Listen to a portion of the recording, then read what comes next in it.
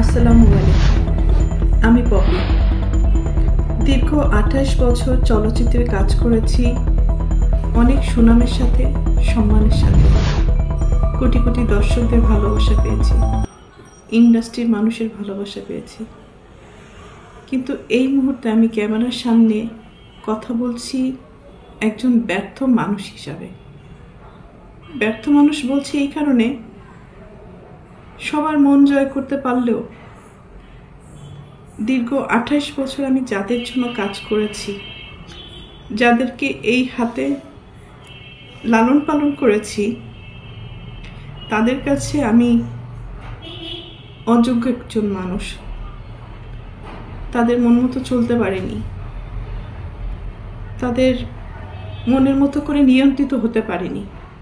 হয়েছি, একসময় হয়েছি, কিন্তু এখন হতে পারি না। তার করে বলেছি আমি একজন ব্যর্থ মানুষ।